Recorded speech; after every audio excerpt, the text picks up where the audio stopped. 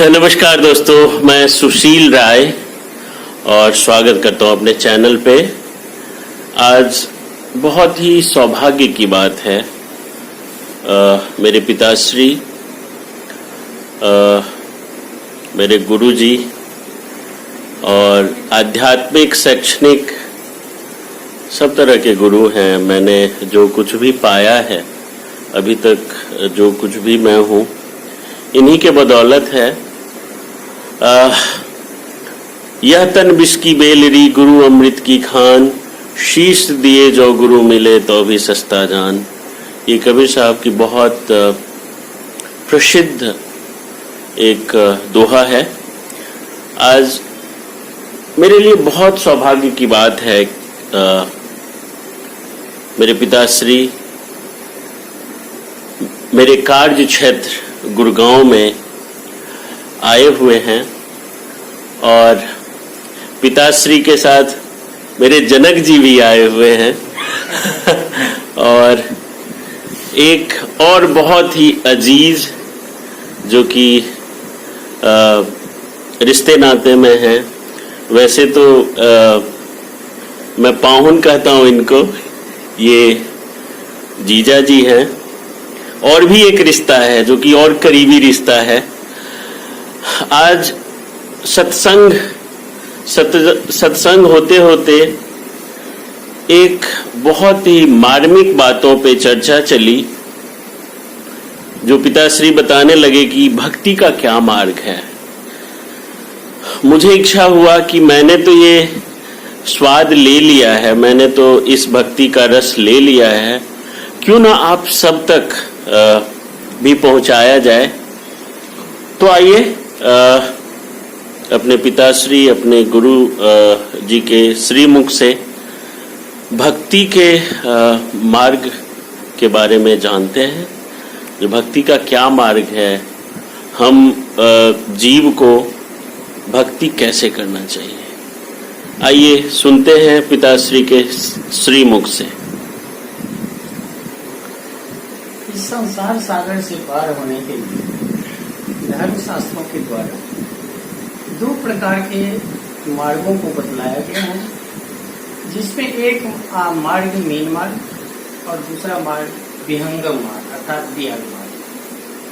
Mean मार्ग हम लोगों को यह दर्शाता है वर्षा के दिनों में मछलियां कुआं से, तालाब से, जिस ओर से पानी आ रहा है उस ओर अर्थात ऊंचे की ओर वह चढ़ती है, चढ़ने की प्रयास करती है। चूंकि उसके मन में यह भावना है कि यह पानी जहां से आ रहा है वहां पानी का विशाल भंडार होगा, हम वहां पहुंच जाने के बाद अक्षुण्ण हो जाएंगे, हमें सदगति हो जाएगी। इस संसार में जो माया का प्रकोप है उससे त्राण मिल जाएगी, हम अपने आप को धन्य हो जाएंगे। यही भाव छुपा हुआ है, यही हम लोगों को दर्शा रहा है कि हम लोग भी मीन मार्ग के जैसे गुरु के बताए हुए मार्ग को अपनाकर इस संसार सागर से पार हो सकते हैं। इस आत्मा रूपी जीव परमात्मा रूपी विशाल शक्ति में मिल सकता है। अतः हम लोगों को अपने गुरु के शरण में जाकर और इस मार्ग को अपनाकर अपने आप को धन्य कर लेना चाहिए, परमात्मा में मिल जाना चाहिए।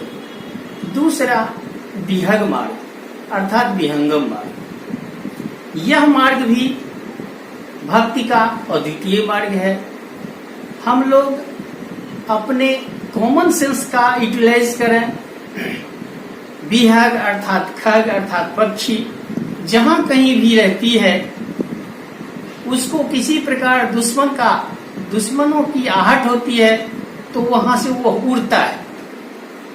उड़ने के क्रम में वह हमेशा ऊपर की ओर उड़ता है। वो छत पर हो, पेड़ पर हो, पहाड़ पर हो या जमीन की सतह पर, वो हमेशा उड़ते समय ऊपर की ही ओर उड़ता है, अर्थात उसे ऐसा महसूस होता है कि इस धराधाम पर, इस धराधाम के अगल बगल में ढेर सारे दुश्मन हैं जो हमको किसी भी समय मार देगा। हम अपने जीवन को धन्य नहीं कर पाएंगे, हम अक्षुण्ण जीवन नहीं बिता सकते हैं। इसीलिए वह ऊपर की ओर उड़ता है ताकि हम अपने आप को धन्य हो जाएं, हम अपने आप को अक्षुण्ण हो जाएं और हम इस आकाश में, आकाश रूपी गगन में अपने आप को विचरण, स्वच्छंद विचरण करें। अतः हम लोगों को इन दोनों मार्गों को अपनाकर गुरु के शरण में जाकर और अपने जीवन को धन्य कर लेना चाहिए। बस यही दो बातों से मैं अपने वाणी को विराम देता हूँ। जय गुरुदेव, जय गुरुवर, जय संत समाज, जय भक्तगण। साथियों, बहुत ही मार्मिक बात बताया गया है ये भक्ति मार्ग में, मीन मार्ग और बिहक मार्ग। आपने पिताश्री के श्रीमुख से ये